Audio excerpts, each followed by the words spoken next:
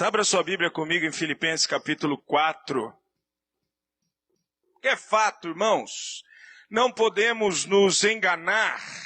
Nós teremos lutas, haverá dificuldades, desafios, circunstâncias diversas e adversas das nossas vidas. Embora nós queiramos, desejemos, não é errado querer ser feliz, mas não tenha dúvida que Deus há de trazer sobre nós toda a suficiência dele para inclusive suportarmos e vivemos alegre em toda e qualquer tribulação. Mas qual é o segredo? Qual é o segredo desses gigantes bíblicos que nos ensinam através da ação do Espírito Santo em suas vidas, em relatarem a Bíblia, de que é possível sermos felizes mesmo em meio a turbilhões, a tempestades, a dificuldades, a situações difíceis. E nós precisamos aprender a ser contentes, a ser felizes. Estou lendo um livro que o título do livro é O Segredo do Contentamento, escrito por um pastor americano, mas todo esse livro está embasado em um puritano do século XVII, chamado Jeremiah Burroughs, que escreveu um livro chamado A Joia do Contentamento Cristão. E Jeremiah Burroughs, ele escreve sobre o contentamento, o segredo de estar feliz, de ser feliz em meio a desafios, problemas, dificuldades. Aliás, isso era muito comum entre os puritanos do século XVII. Eles eram perseguidos, eles eram chocarriciados, eles eram, de todas as formas, eles eram desconsiderados por causa das suas posições santas diante de Deus e diante da sociedade. Paulo, em Filipenses capítulo 4, nos ensina como sermos contentes, felizes, realizados, independente de circunstâncias e situações. Abra aí Filipenses 4, 10 a 13. Alegrei-me sobremaneira no Senhor, porque agora uma vez mais renovastes a meu favor o vosso cuidado, o qual também já tinhais antes, mas vos faltava oportunidade. Digo isto não por causa da pobreza, porque aprendi a viver contente em toda e qualquer situação. Tanto sei estar humilhado, como também ser honrado. De tudo e em todas as circunstâncias, já tenho experiência, tanto de fartura como de fome, assim de abundância como de escassez. Tudo posso naquele que me fortalece. Há pessoas que vivem a vida descontentes. E o descontentamento é mais ou menos vivido dessa forma. Conta-se uma história que um camarada chegou na sua casa e bateu de frente com a sua esposa toda deprimida, acabada, não é? Cabelo por fazer, banho por tomar, aquela roupa assim, não é? Que parece mais trapos de imundícia, depressiva. E ele diz: o que aconteceu com você, mulher? E ela aponta assim para o sofá da sala da casa dela, diz: olha o meu sofá, um sofá velho, todo rasgado. E o marido diz: mas que é isso? Para com isso, você precisa me dar um sofá novo, bem. Não, joga uns panos aí em cima do sofá. E ela diz: pano, já joguei tudo, pano, coxa, o edredom em cima do sofá. Eu preciso de um sofá novo. E a mulher fica o tempo inteiro apurrinhando esse marido, falando. A Bíblia diz que é melhor morar embaixo de uma ponte do que com uma mulher desse jeito, que é um gotejar contínuo. Passa dia, entra dia, ele chega na casa dela, ela está lá. E ele diz: bem, vem aqui, eu preciso de um abraço. Pede para o sofá velho te abraçar. É assim a pessoa descontente. Até que um dia ele entende que ele precisa dar o sofá novo para a esposa. E ele chega no trabalho, conversa com o seu chefe, diz, você pode me deixar sair um pouco mais cedo? A minha esposa não está bem, ela está depressiva, descontente, eu preciso trocar o sofá de casa. Aí o chefe entende, não, eu sei o que é isso, vai lá, troca o sofá, e ele vai para uma loja, compra assim N prestações, não é? Como é comum, não é, do brasileiro hoje. Põe no cartão aí, quantas vezes dá para fazer? Dá para fazer em 72 vezes o sofá, põe 72 vezes. Vai passar a vida pagando o sofá, mas ele comprou aquele sofá lindo que ela queria, ela escolheu na loja, traz o sofá para casa, ela está maravilhada, ele vai trabalhar, agora ela é feliz, ele chega do trabalho, ele pede um carinho, ela faz carinho nele, eles sentam no sofá, joga a perna para cima no sofá, não é? Rola no sofá para lá e para cá. Vão assistir lá o último capítulo do MasterChef, e aí nem assistem nada, porque rola um clima no sofá, algo que já não acontecia há muito tempo. Quando ele chega no trabalho no outro dia seguinte, o pessoal, e aí, rapaz, o sofá é mágico. Tem uma mágica naquele sofá. Maravilhoso. Que tratamento médico nada. Troca o sofá de casa que tudo dá certo no casamento.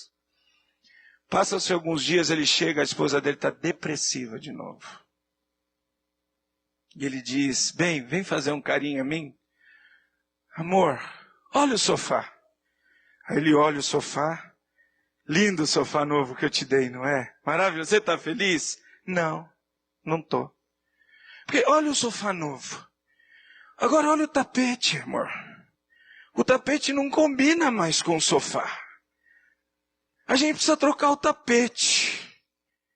E ele já sabendo toda a história do descontentamento, ele rapidamente dá um jeito, vai lá na loja que comprou o sofá, agora compra um tapete, faz uma renegociação da dívida do sofá, para incluir o tapete agora o que era 72, vira 86 vezes, porque incluiu o tapete, fizeram uma negociação, ele assinou o contrato de novo, e vem o tapete de novo, e eles estão felizes, agora eles se enrolam no tapete, para lá e para cá, é uma beleza, eles sentam no tapete, encostam no sofá, ficam olhando para o teto, os dois ali, né?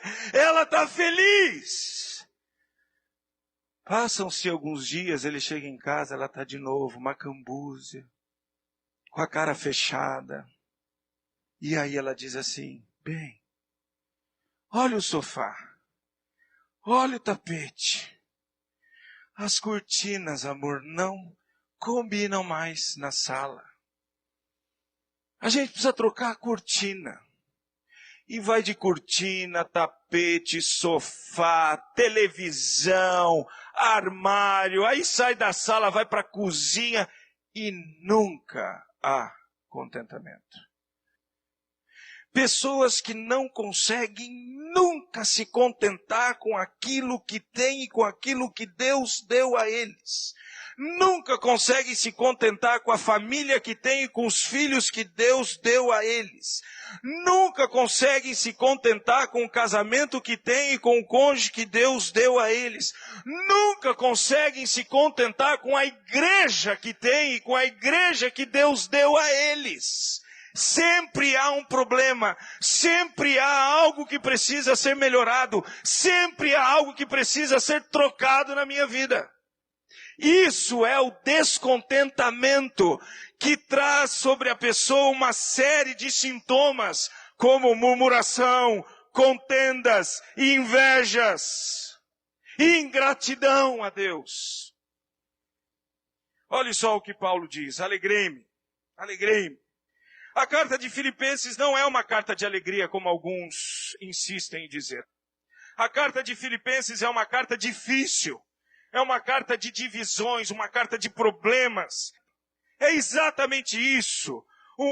Uma carta de contendas, de orgulho, de egoísmo, de invejas, que é a maquinada, que é desenvolvida por duas mulheres na igreja chamadas de Evódia e Sinti, que está aí no versículo 2 do capítulo 4. Paulo a todo tempo está falando de arrogância, de orgulho, e todo tempo está dizendo, vocês precisam se humilhar, precisam aprender a viver contente em toda e qualquer circunstância. Não é uma carta de alegria. Embora ele diga, olha, vocês precisam aprender a alegria.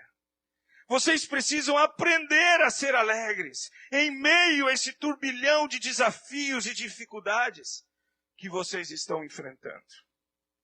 E ele começa assim, eu aprendi, me alegrei sobremaneira no Senhor, porque agora, uma vez mais, renovastes a meu favor o vosso cuidado, o qual também já tinhas antes, mas vos faltava oportunidade. Mas aí ele dá um detalhe para nós.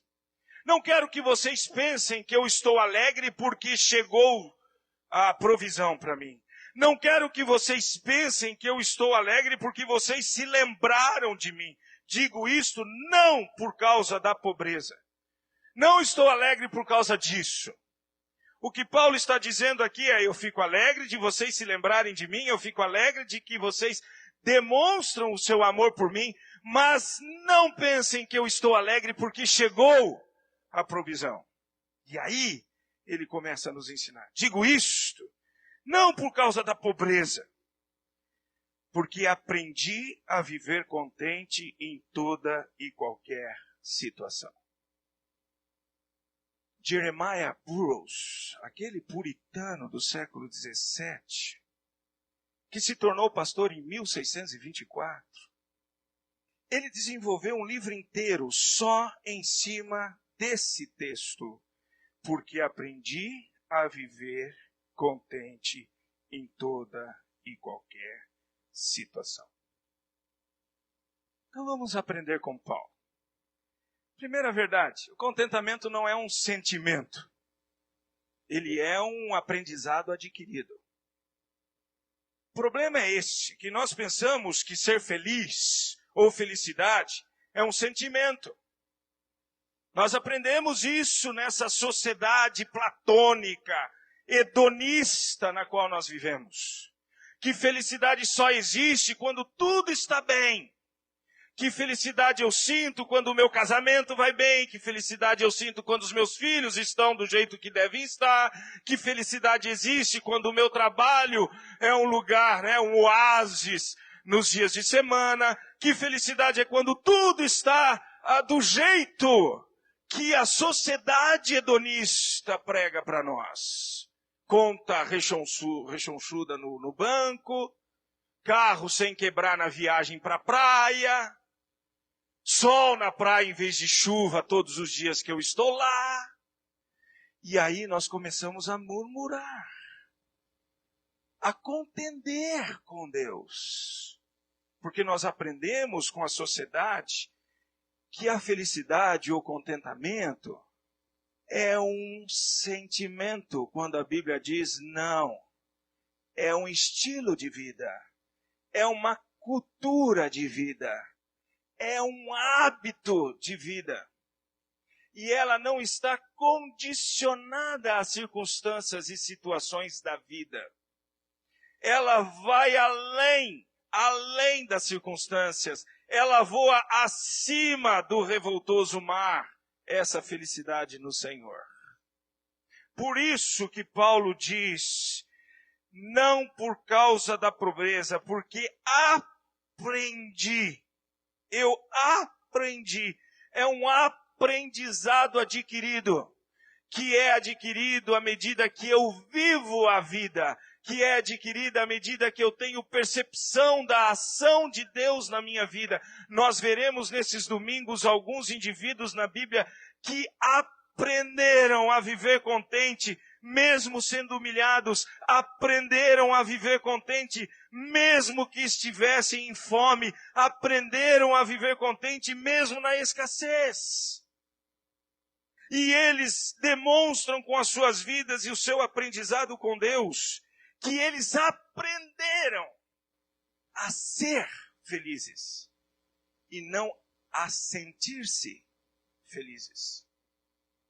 Se felicidade e contentamento for um sentimento para mim e para você, vai passar muito rápido. vai durar algumas horas, quiçá alguns minutos. Mas se eu aprender a viver contente, isso durará a vida inteira, independente de circunstâncias e situações de vida. Esse verbo aprender é um verbo muito interessante.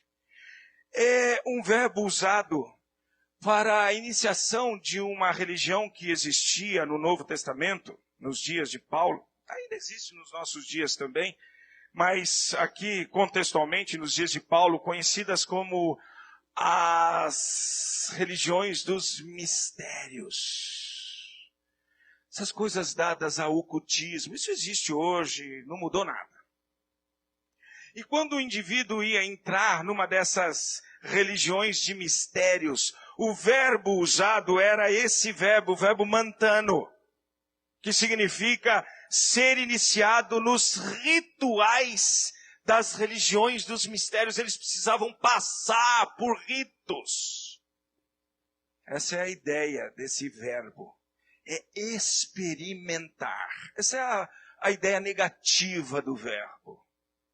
Mas isso existia, era o uso desse verbo nos dias de Paulo, quando eles passavam por experiências, rituais factuais, ativos, para adentrarem nessas seitas de mistério, como esses hoje fazem para adentrarem em gangues.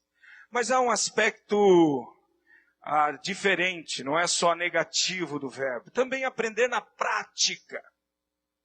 Fui nadador. Só aprendi a nadar na hora que o meu professor me jogou na piscina.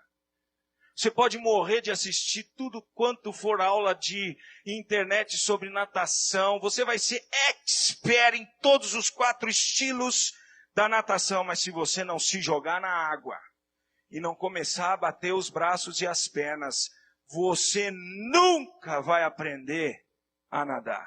Tem que ser na prática. Andar de bicicleta. Outro dia eu estava lembrando com a Débora os dias que ela aprendeu a andar de bicicleta.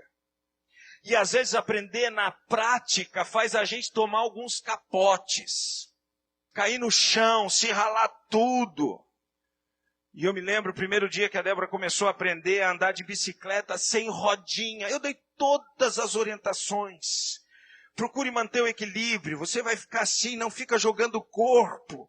Mas ela só aprendeu na hora que ela começou a pedalar e eu segurando ali na traseira da bicicleta, fui soltando e ela saiu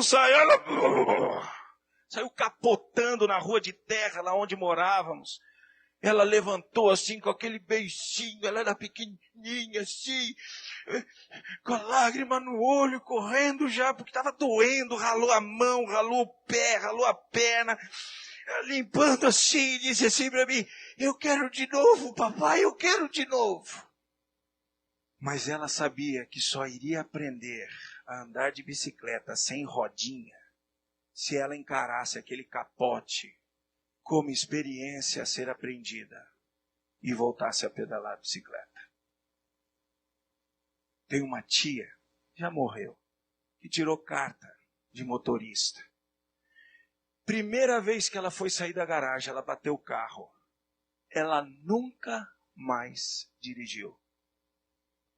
Não entendeu que aquela batida era uma experiência para o seu contentamento como motorista. Nunca mais dirigiu. Tinha carteira, era habilitada documentalmente, mas não sabia nem sequer mais ligar um carro. Experiências na vida nos ensinam, através da prática, a sermos felizes, contentes em toda e qualquer situação. Não é um sentimento, é um aprendizado. Também é o conhecimento posterior à avaliação. Você percebe que muitas pessoas mais amadurecidas pela vida são mais contentes.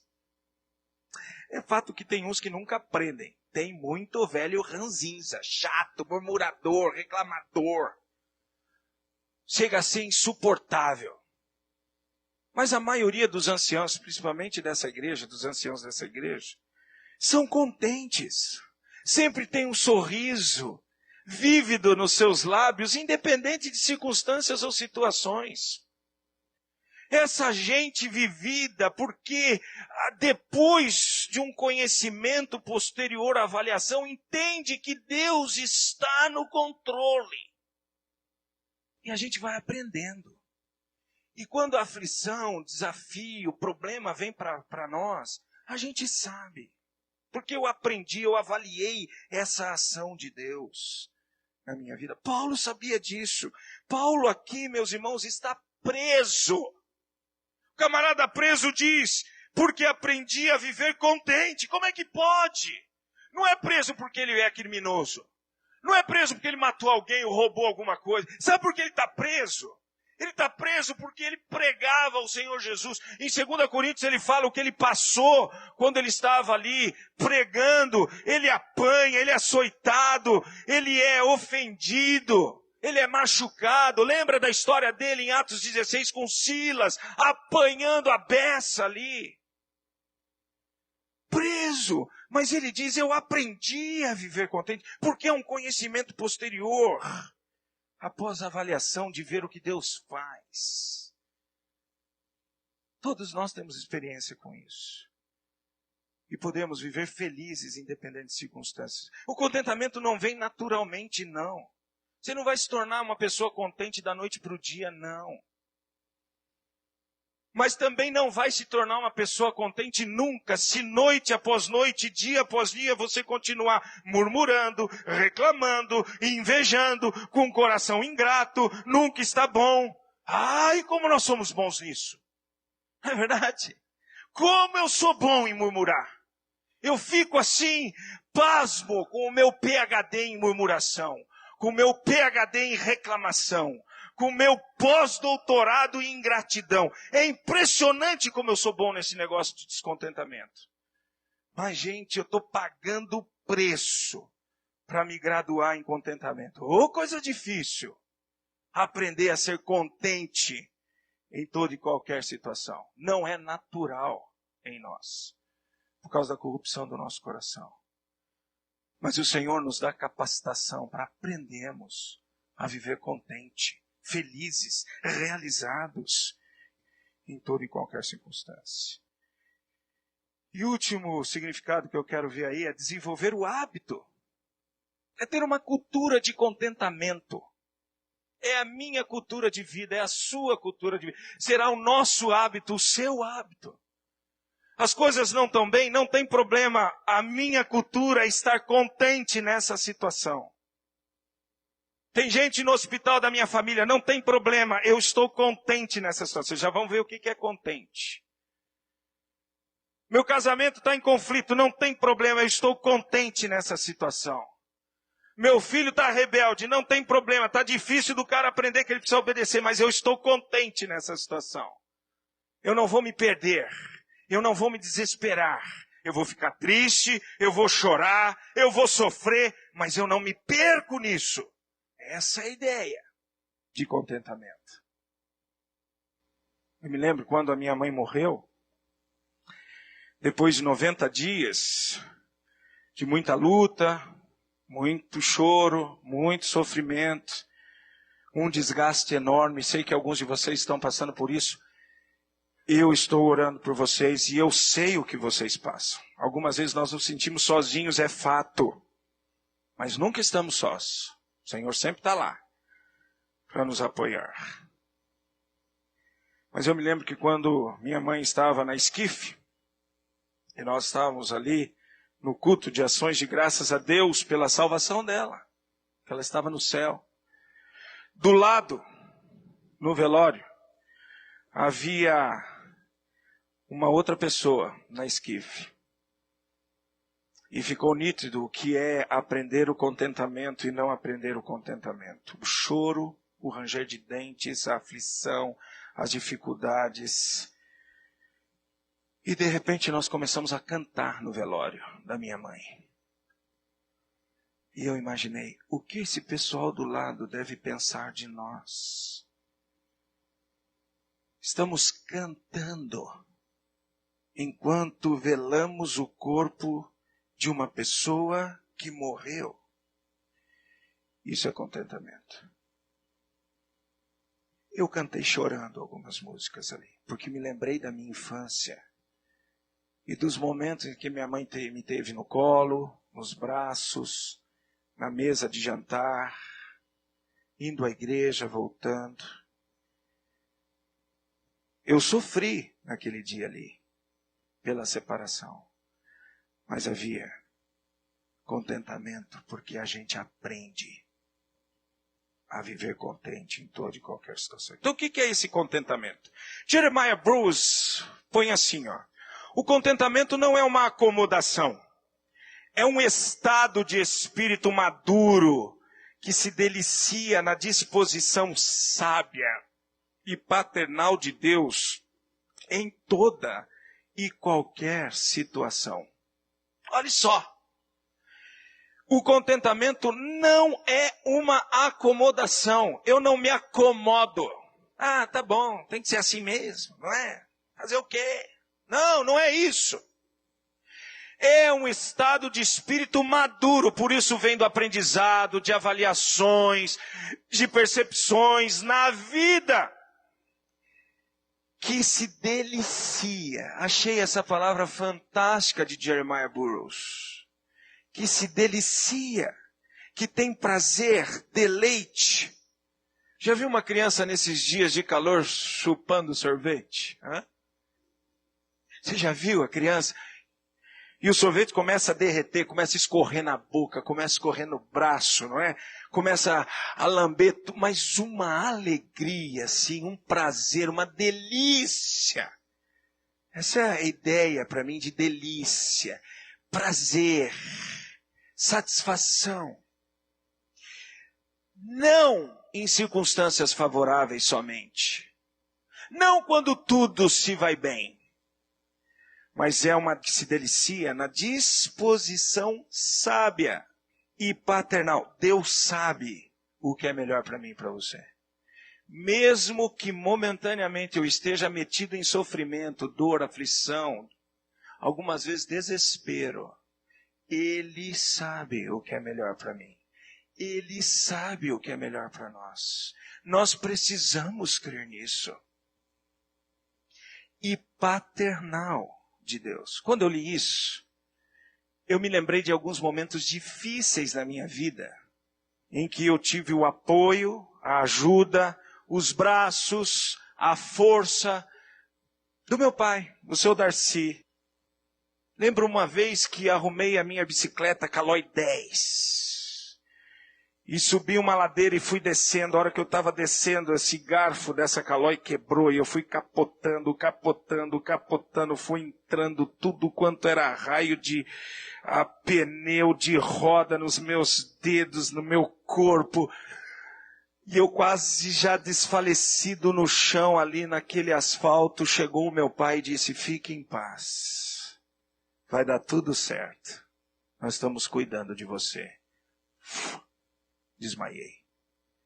Aquelas palavras daquele homem paternalmente sossegaram a minha alma e eu desmaiei.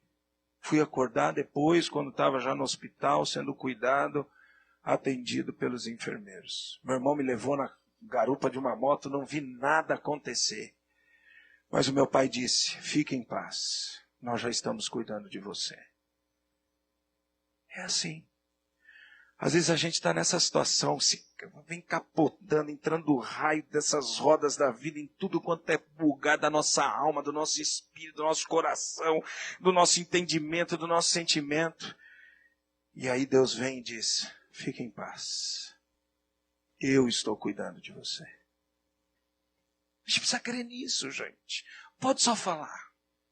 E sabe quando Deus faz a gente crer nisso? Quando vem essas situações de vida que nós vimos, e esse aprendizado acontece. Pedro só entendeu que Jesus tinha autoridade sobre as águas quando ele estava apavorado no barco ou andando na água e ficou apavorado. E ele viu que Jesus tinha poder sobre o vento, sobre a água, sobre a tempestade. Ele teve que experimentar. E aí a gente aprende a viver contente. E aqui vem a história bíblica rompendo contra tudo aquilo que a gente pensa. A palavra contentamento na Bíblia e alegria não tem a ver com essa alegria e contentamento que a gente tem na vida aqui, não. Como o mundo pensa. A palavra alegria na Bíblia tem a ver com a palavra graça. E a palavra contentamento aqui, em Filipenses 4:11, é a palavra autarquia. Suficiente, autossuficiência. Mas não é aquela autossuficiência arrogante. Eu não preciso de Deus. Eu sei como estar contente em toda e qualquer situação. Mentira. Isso é uma baita de uma mentira. Nenhum de nós é autossuficiente. Basta uma bactériazinha pegar a gente, que a gente fica deitado, inerte, numa cama. Não é essa autossuficiência individualista. Não preciso de ninguém. Paulo não está falando disso. Quando ele fala que ele aprendeu a ser, a palavra viver aí é ser, eu sou. Né? Autarkel, eu sou autossuficiente em toda e qualquer situação. Ele não está falando de uma autossuficiência individualista. Porque ele acabou de dizer, alegrei-me sobremaneira no Senhor, porque agora mais uma vez renovaste a meu favor o vosso cuidado. Não preciso de ninguém.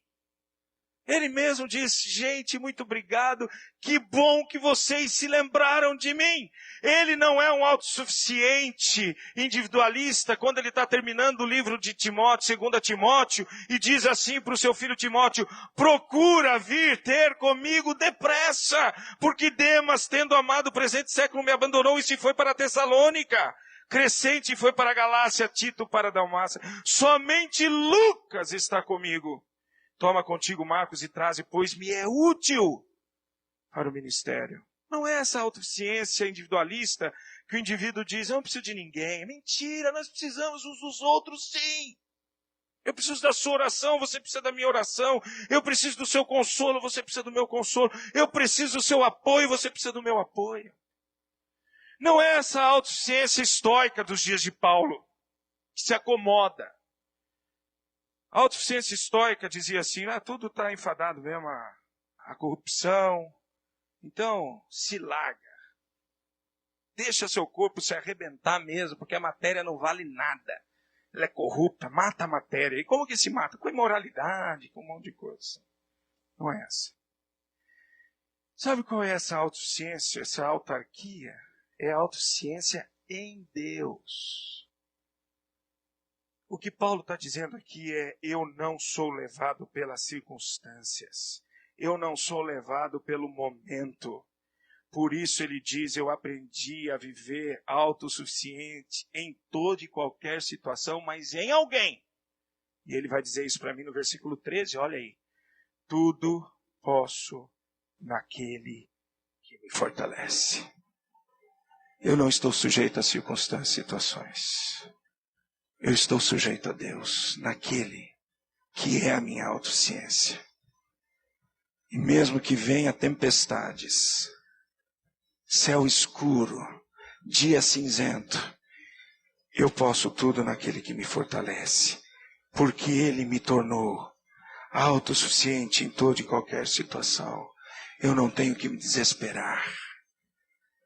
Eu tenho que entender e descansar nesse cuidado sábio, me deliciar nesse cuidado sábio e paternal de Deus. Esse é o contente. Não é essa felicidade vazia, momentânea, passageira, condicionada que o mundo diz. Que felicidade é essa? Que contentamento é esse? Acaba. Que eu e você aprendamos a estar e ser contentes. Por isso viver. Autossuficientes, independente de circunstâncias e situações, em Deus, na nossa vida.